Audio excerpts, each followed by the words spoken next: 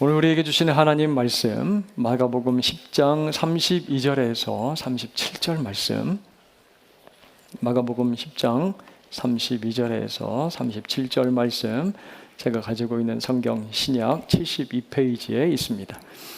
살아계신 하나님 말씀을 봉독합니다.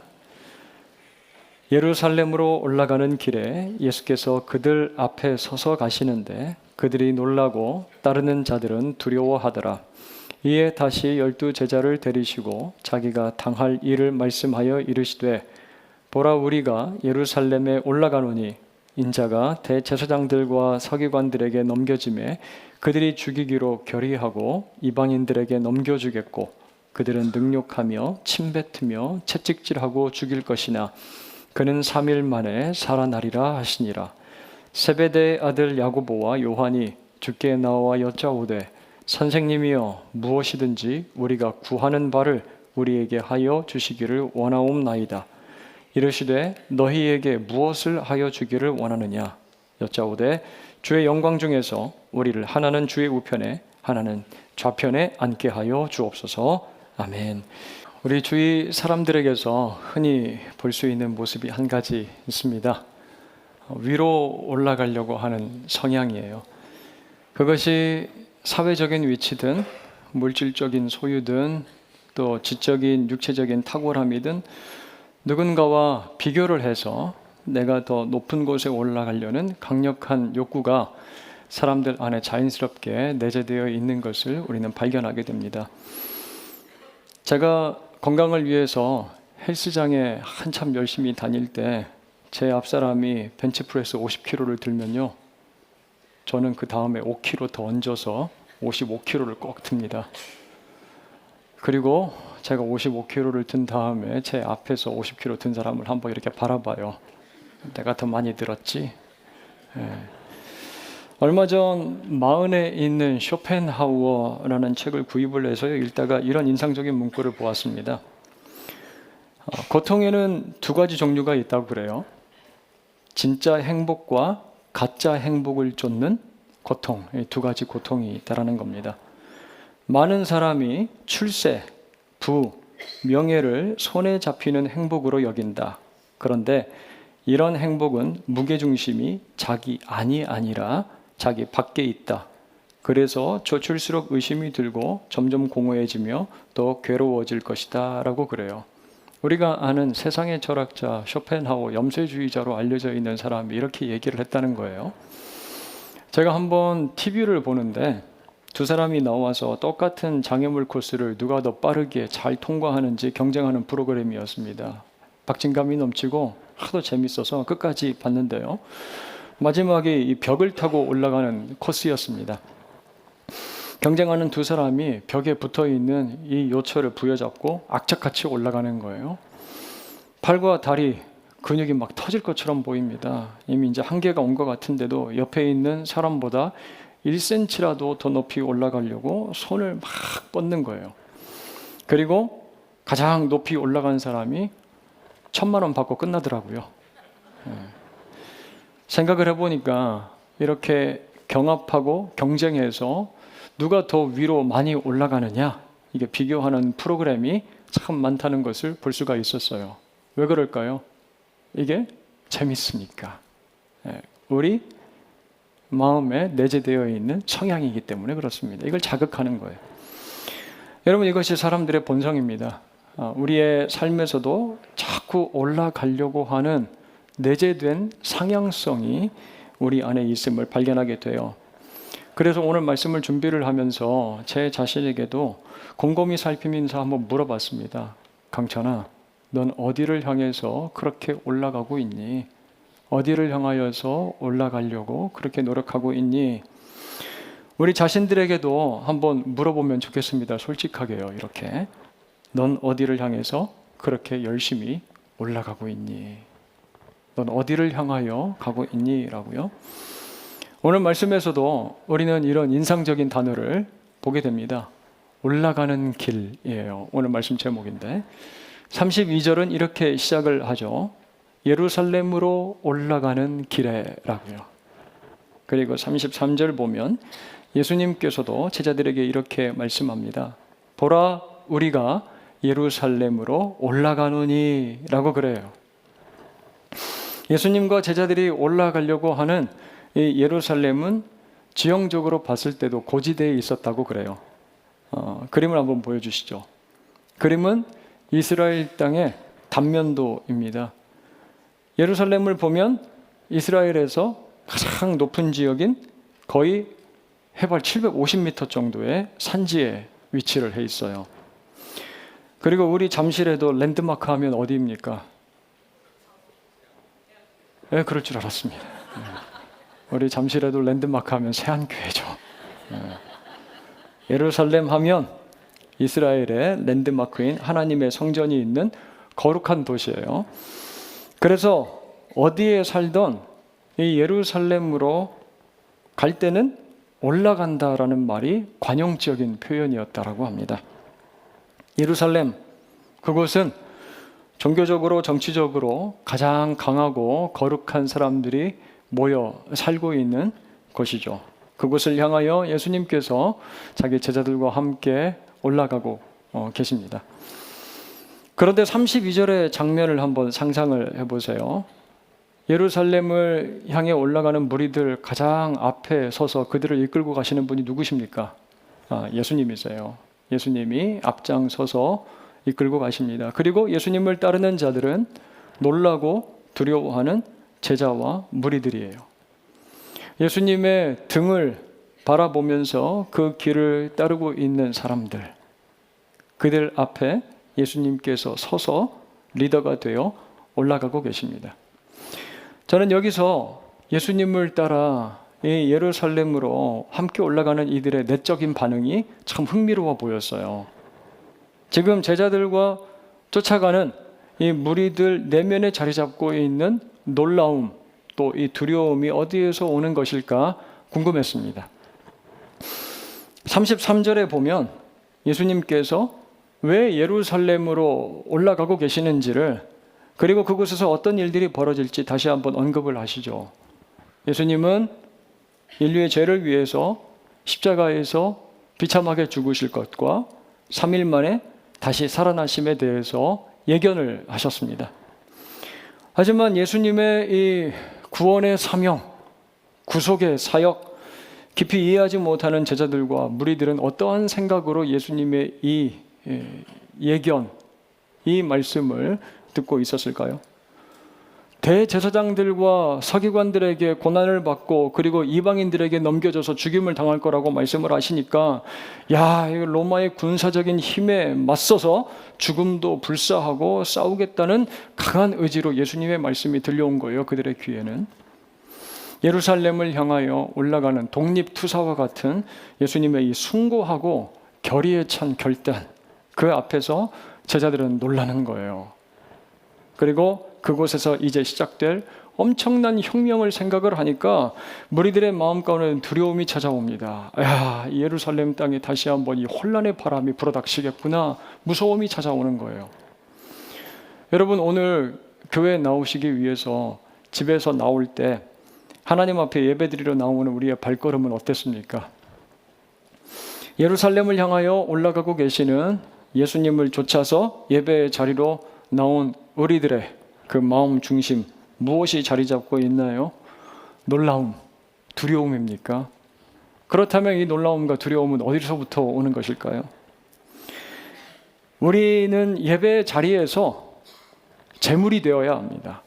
여러분, 이 제물이 무엇인지 잘 아시죠? 우리의 옛사람이 분해가 되고요, 철저하게 해체가 되고 각이 뚜어져서 제단 위에 올려지고 나는 온데간데 없이 불에 타서 사라지게 됩니다. 이곳이 바로 여러분들이 지금 예배를 드리고 있는 제단이라는 말씀이에요. 예수님처럼 십자가에 달려 죽는 영적인 경험이 압도하는 그 무거운 부담감으로 우리에게 밀려오는 곳이 바로 이 예배의 자리예요. 내 가장 가까운 이웃이라고 하는 가족조차 사랑하지 못한 완악한 모습이 생각이 나고, 거짓과 속임수로 살아가면서 하나님을 마치 죽은 신처럼 취급했던 나의 모습이 기억이 나고, 쾌락과 음란했던 생각들, 하나님보다 더 사랑하고 의지했던 세상의 물질과 힘, 그걸 내려놓고 그걸 다 태워야 하는 자리가 바로 우리가 모인 이 예배의 자리라는 말씀입니다. 영적 예루살렘이에요.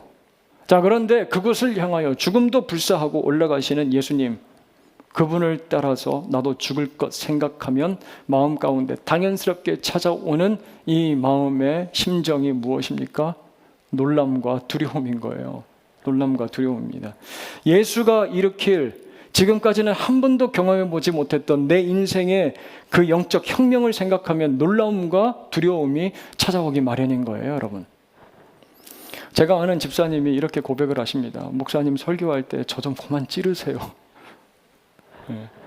예배 시간 말씀 듣고 기도하고 찬양하다 보면 살점이 떨어지는 것 같은 고통을 느낀다고 말씀을 하십니다. 아플 때가 있다고 하세요. 자기의 가장 수치스럽고 은밀한 부분까지도 칼을 대어 떼어내는 수술을 당하는 그러한 느낌이 든다고 말씀을 하시는 거예요. 그래서 예배의 자리에서 깜짝 놀라기도 하고 두려움을 느낀다고도 말씀을 하십니다. 사랑하는 여러분, 예루살렘으로 올라가는 길에서 우리는 놀라움과 두려움을 경험을 할 때가 있어요. 하지만 그 앞에 누가 앞장서서 먼저 걸어가고 계신다고요? 우리의 대장 되신 예수 그리스도. 우리 예수님께서 먼저 앞서서 걸어가십니다. 그리고 이렇게 말씀을 하세요. 33절이 이렇게 시작되고 있죠. 보라, 우리가 예루살렘에 올라가노니 라고 하십니다. 예수님께서 맨 뒤에 서서 이렇게 말씀하지 않으세요? 너희들 올라가서 예루살렘 뒤집고 너희들이 변화 좀 시켜봐라. 너희들 앞에 가면서 내 총알바지 좀 대라. 그렇게 말씀하지 않으십니다. 우리가 예루살렘에 올라간다. 그곳에서 죽고 다시 살아나는 구원의 사역을 향하여 우리는 함께 올라간다라고 말씀을 하고 계시는 겁니다.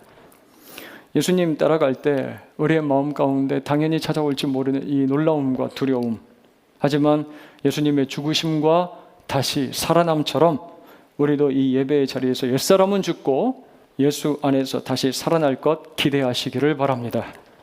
그 변화를 소망하면서 예루살렘을 향한 그 행렬에서 이탈하지 않고 먼저 앞서가시는 예수님 따라 십자가의 길로 올라가는 저와 여러분들 모두가 될 수 있기를 주님의 이름으로 축원합니다.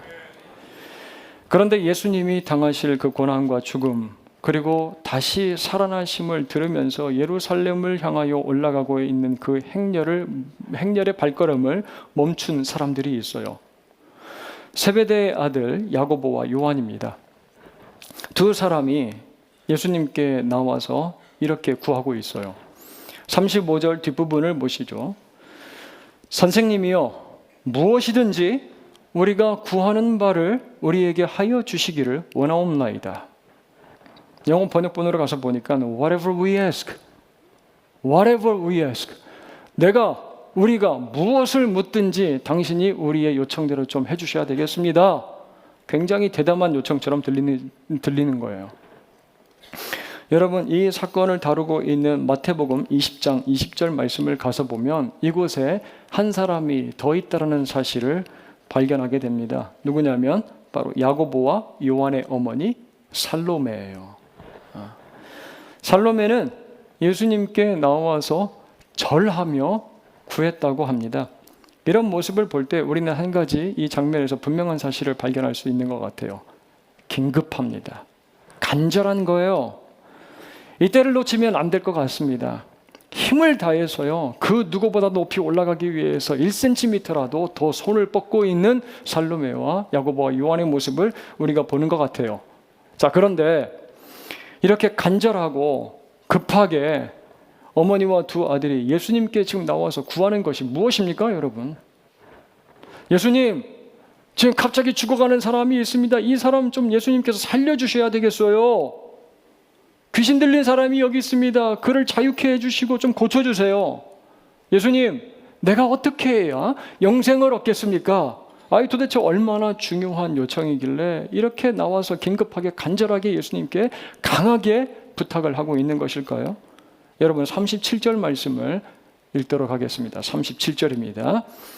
여짜오되 주의 영광 중에서 우리를 하나는 주의 우편에 하나는 좌편에 앉게 하여 주옵소서. 마마보이. 그 마마보이처럼 어머니까지 대동해서 예수님께 구하고 있는 것이 바로 이겁니다. 저희가 예수님 오른편에 그리고 예수님의 왼편에 올라가서 앉기를, 그곳으로 올라가기를 원합니다. 높아지기를 원합니다. 그 자리에 앉고 싶어요. 이렇게 얘기를 하고 있습니다. 여러분, 야고보와 요한은 보아너게 우레의 아들들, 성미가 아주 급하기로 유명한 이 형제들입니다. 불같은 성미를 가졌어요. 그래서인지 다른 사람이 자기 이야기를 듣든 말든 상관하지 않고요, 예수님께 이렇게 지금 이야기를 하고 있는 겁니다. 자기들이 원하는 것, 35절 다시 가서 보면 거의 예수님께 협박하는 수준 아니겠어요? 선생님이요, 무엇이든지 whatever we ask, 무엇이든지 우리가 원하는 것 주님께서 좀 들어주셔야 되지 않겠습니까? 그렇게 이야기를 해요. 여러분, 이렇게 당돌할 정도로 예수님께 어떻게 구하고 있을까요? 야고보와 요한은 예수님께 특별 대우를 받았다라고 생각을 했을 겁니다. 예수님이 제자로 처음 불러준 사람들이 바로 자기들이었고, 놀랍고 환상적인 경험을 변화산에 같이 올라가서 경험도 했거든요. 함께 올라갔습니다, 변화산에. 또 어머니 살로메는 누구예요? 예수님을 곁에서 얼마나 잘 보살피고 또 보필했습니까? 이 정도면요, 야고보와 요한 이미 속으로 이런 생각을 하고 있었을 거예요. 야, 우리가 이렇게까지 예수님 잘 따랐는데 우리가 예수님의 좌청룡 우백호지. 이미 우리는 예수님 좌우편에 올라 앉을 만한 그런 자격을 갖추고 있는 사람들이야 생각했을 거예요. 자, 그런데 41절 보세요. 다른 제자들은 어떻습니까? 야고보와 요한에 대하여 화를 내었다고 하고, 화를 내었어요. 내가 먼저 구할 걸. 야, 저것들이 엄마를 데려가서 먼저 선수를 치네. 조금만 더 내가 타이밍 빨리 잡을, 이렇게 생각을 하고 있네요. 화를 냅니다. 질투하는 거예요. 그런데 야고보와 요한 그리고 제자들 사이에 저도 끼어 있는 모습이 보이는 거예요. 그 안에 저도 같이 있어요. 제 마음에도 이런 생각이 자리 잡을 때가 있습니다. 제 아버지는 할머니 때문에 예수님을 믿게 되셨습니다. 처음 예수님을 믿고 나서 할머니 마음 가운데 얼마나 불붙듯이 신앙심이 막 불타올랐는지요. 부흥 집회 가서 여기 앉아 계신 분들 중에 아들을 하나님께 드리기를 원하는 분이 있으면 손 들으라고 그랬는데 한 손만 들어야지 두 손 들어서 자기 두 아들 목사시킨 분이 우리 할머니세요. 두 손을 다 들어서. 그렇게 믿음이 좋으셨던 할머니는 일찍 돌아가셨습니다. 할아버지는 굉장히 엄하시고 불교와 유교적 전통을 받으신 분이세요. 영향을 많이 받으신 분이세요. 그래서 도포를, 흰 도포를 읽고 사자수학, 논어, 맹자 이런 거 읽으셨던 분이세요, 할아버지는. 그런 배경에서 목사가 되어서 누구의 도움 없이 목회하니까 아버지께서 참 많이 힘드셨다는 거예요. 그런데 아버지께서 한 번은 목사가 된 저를 부르시더니 이렇게 말씀을 하시는 거예요. 이강천 목사, 넌 참 좋겠다. 너는 참 좋겠다. 왜요? 네 아버지가 목사라서. 네 아빠가 목사라서. 예수님, 제 아버지가 얼마나 목회 열심히 하시다가 열정적으로 목회하시다 쓰러져서 돌아가신 거 주님께서 잘 알고 계시잖아요. 어머니도 지금까지 하나님 앞에 무릎 꿇고 얼마나 기도 많이 하시는지 아시죠? 저도 아버지를 따라서 2대째 목회하고 있습니다. 이 정도면 내가 무엇이든지 원하는 대로 주님께서 좀 들어주셔야 되지 않겠습니까? 그러니까 이루어주셔야죠. 이런 마음이 들 때가 있습니다. 그러면서 구하는 것이 상향성이에요. 내 마음 가운데 자리 잡고 있는 은밀한 유혹, 상향성. 내가 높아지기를 원하는 욕망이 튀어나옵니다. 내가 다른 사람들보다 위에 있기를 원해요.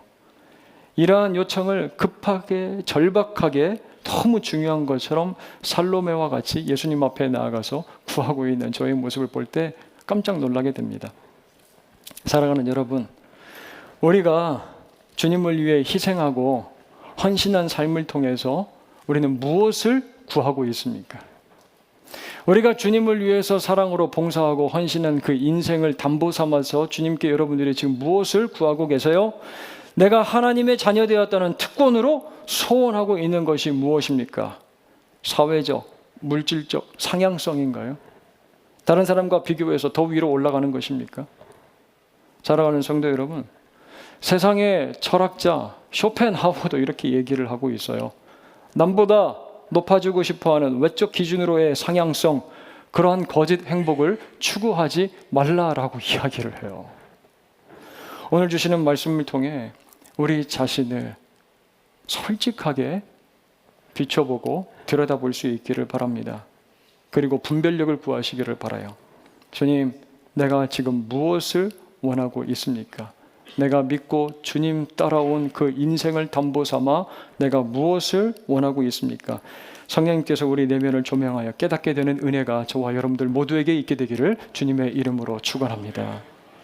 자, 그런가 하면 이제 높아져서 예수님 좌편, 우편에 앉기를 원합니다. 급하고 간절히 구하는 야고보와 요한에게 주시는 예수님의 답변이 무엇인지 보세요. 38절에 이렇게 말씀하십니다. 너희는 너희가 구하는 것을 무엇이라고요? 알지 못하는도다. 여러분, 이렇게 말씀하시는 의도가 무엇일까요? 너희가 지금 그렇게 절박하게 나에게 구하는 것이 무엇인지를 제대로 알고 있다면 그렇게 쉽게, 그렇게 간절히 요구하지는 못했을 거야 라는 말씀이에요. 야고보와 요한이 지금은 무엇을 구하고 있는지 예수님은 이미 33절에 언급을 하십니다. 십자가에서 죽으심, 그리고 3일 만에 부활하심이에요. 죽으심과 부활하심. 제자들은 다들 각자 자기가 원하고 꿈꾸던 그 자리에 올라가길 원했어요. 옆에 있는 다른 제자들보다 내가 더 올라가야 되겠다 마음 가운데 충동을 가지고 있었어요. 그런데 예수님께서 예루살렘에 올라가시고자 하는 이유가 무엇입니까? 어디로 올라가시기 위함이에요? 십자가로. 십자가로 올라가기 위해서 예루살렘으로 지금 올라가고 계세요. 그래서 예수님은 이렇게 묻고 있습니다. 38절이에요. 내가 마시려는 잔을 너희가 마실 수 있느냐? 여러분, 예수님께서 겟세마네 동산에서 하나님 앞에서 무릎 꿇고 피땀을 흘리면서 어떻게 기도를 하십니까? 우리가 잘 알고 있잖아요. 내 아버지여, 만일 할만하시거든 이 잔을 내게서 지나가게 하옵소서. 이 잔을 내가 마시기에 너무나 힘이 듭니다. 할만하시거든 이 잔을 내게서 지나가게 하옵소서. 딸아이가 유치원 다닐 때 일이었는데요. 냉장고 안에 오미자 엑기스가 있더라고요. 그걸 얼음 가득 든 탄산수에 제가 이제 부어서 마시고 있었어요. 색깔도 보아하니 참 이쁘게 생겼고 너무 맛있어 보였나 봐요. 그래서 자꾸 딸아이가 달라는 거예요. 그래서 제가 예수님처럼 물어봤습니다. 내가 마시는 잔을 네가 마실 수 있겠느냐? 네. 너무 발랄하게 네 그러는 거예요. 그래서 제가 마시고 있던 오미자 탄산수를 줬어요. 그랬더니 입에 대자마자 이러더니 저한테 다시 확 줘요. 못 마시겠다고. 지금 자기도 피하고 싶은 그 잔을 마실 수 있겠느냐? 예수님께서 제자들에게 물어보십니다. 그런데 야고보와 요한 39절 이렇게 지체 없이 대답을 합니다. 예, 할 수 있죠. 해야만 하죠. 그 잔을 마시겠습니다. 높아지려면 뭘 못하겠습니까? 그 잔 달게 마셔야죠. 아마 대답은 하지 않았지만 곁에 있는 제자들도 속으로 다들 이렇게 대답을 했을 겁니다. 저 잔 나도 마실 수 있는데 왜 나한테는 안 물어보시나? 그때 예수님 이렇게 말씀을 하세요. 너희는 너희가 구하는 것을 알지 못한다. 너희가 지금 뭘 구하는지 알지 못한다. 여러분, 예수님은 자기 좌우편에 올라가 앉기를 원하는 자들에게 이렇게 말씀을 하십니다. 나와 함께 십자가로 올라가는 거야. 그런데요, 우리는 우리가 구하는 것을 잘 알지 못해서 너무 자신 있게 이렇게 대답을 할 때가 있습니다. 예, 할 수 있죠. 할 수 있습니다. 마실 수 있어요. 예수님의 능력으로 내가 잘 되기를 원합니다. 제가 그동안 교회도 열심히 잘 다녔고요. 공로도 많이 쌓았습니다. 그러니까 승진도 해야 되겠고 비즈니스도 잘 돼야 되겠고 자녀들도 좋은 대학에 입학을 해야 되겠고 내 몸도 늘 건강해야 되고 내 재산도 많아지는 그런 자리에 좀 올라가야 되지 않겠습니까? 내가 구하는 것을 이루어 주셔야 되지 않겠습니까? 그럴 수 있다면 지금 예수님께서 계획하시는 그 계획, 그 성공의 잔, 그 혁명의 잔에 내가 달게 참여하도록 하겠습니다. 마실 수 있죠. 그렇게 얘기를 해요. 35절 야고보와 요한이 무엇이든 자기들 소원을 들어주세요 요구할 때 그들이 예수님을 어떻게 부르고 있어요? 선생님이여, 랍비여, 그렇게 부르고 있습니다. 지금 제자들은 예수님께서 예루살렘에 들어가 마시려고 하는 잔을 이렇게 이해하고 있는 것입니다. 로마의 압제로부터 이스라엘을 해방시킬 정치적인 메시아, 군사적인 종교적인 리더가 될 거라고 믿고 있는 거예요. 그 일을 위해서 예수님께서 결단하고 작정하신 그 계획, 나도 참여하겠습니다. 그 잔을 마시고 이제 예수님께서 승리의 자리에 앉게 될 때 우리 그 좌우편에 앉게 하여 주시옵소서 확신하고 있는 거예요. 여러분, 우리는 승진도 해야 합니다. 돈도 벌어야 돼요. 좋은 대학에도 들어가야 됩니다. 성경 어디에도요, 그것 자체가 죄라고 비난하거나 탐욕이라고 정죄하지 않아요. 그런데 우리가 한 가지 심각한 착각에 빠져 살 때가 있습니다. 예수님을 잘 믿고 신앙생활 열심히 하면 그 자리에 올라갈 수 있다고 생각하는 거예요. 신앙생활 잘 하는 것과 사회적으로, 세상적으로 상향성 위로 올라가는 것이 비례한다라고 생각을 합니다. 그러면 우리는 이러한 실망 가운데 빠질 때가 있어요. 주님, 내가 교회에서 말이죠, 헌신 열심히 하고 희생하는 고난의 잔을 마셨는데도 왜 내가 원하는 그 자리에 올라가지 못하는 것입니까? 나는 왜 이 자리에 계속 머물러 있어야 되는 겁니까? 왜 내게 닥친 어려움과 고통은 그대로입니까? 낙심과 실망이 찾아오는 거예요. 그래서 예수님 이렇게 이 시간 우리에게 말씀을 하고 계십니다. 너희는 너희가 구하는 것을 알지 못하는도다. 너희는 정말 내가 마시는 잔을 마실 수 있겠느냐? 성도 여러분, 우리 예수님께서 우리에게 지금 이 시간 내밀고 있는 잔은 세상적으로 높아지기 위해서 마시는 잔이 아닙니다. 예수님이 마시는 잔은 바로 십자가의 고난의 잔이에요. 십자가로 올라감입니다. 십자가로의 상향성, 십자가로의 비상이에요. 옛사람은 죽고 그리스도 닮은 모습으로 다시 살아나는 그 십자가로 올라가자 예수님께서 말씀하십니다. 사랑하는 성도 여러분, 우리가 예수님과 함께 예루살렘으로 올라가는 이유가 무엇입니까? 예배의 자리에 올라와서 우리가 말씀을 듣고 기도하고 찬양하는 이유가 무엇입니까? 목적이 무엇이에요? 우리는 여전히 이렇게 예수님께 구할지도 모르겠습니다. 우리가 구하는 것을 들어주시길 바랍니다. 내가 예수님의 좌우편에 앉기를 원합니다. 하지만 그 소원의 실체를 보고요, 우리는 깜짝 놀라게 되는 겁니다.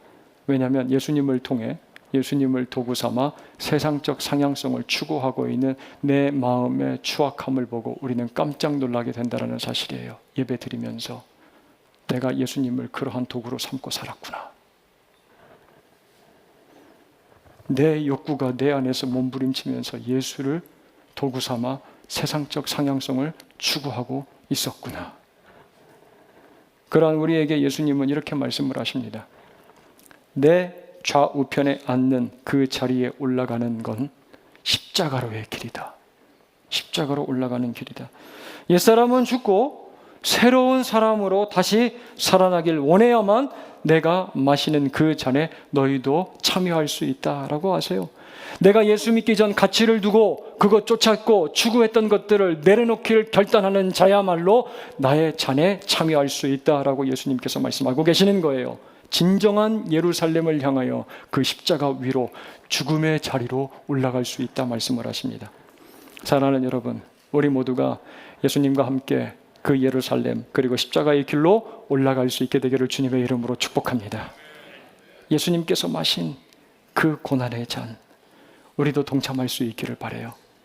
그래서 그 십자가 위에서 예수님처럼 나의 죄악된 옛 모습들은 다 죽고 예수님과 함께 다시 살아나 그분을 닮아가면서 진정한 높아짐이 무엇인지, 복음의 능력이 무엇인지, 하나님 나라의 맛이 무엇인지를 경험하면서 살아가는 저와 여러분들 모두가 되길, 우리 새안의 모든 믿음의 지체를 될 수 있기를 주님의 이름으로 축원합니다.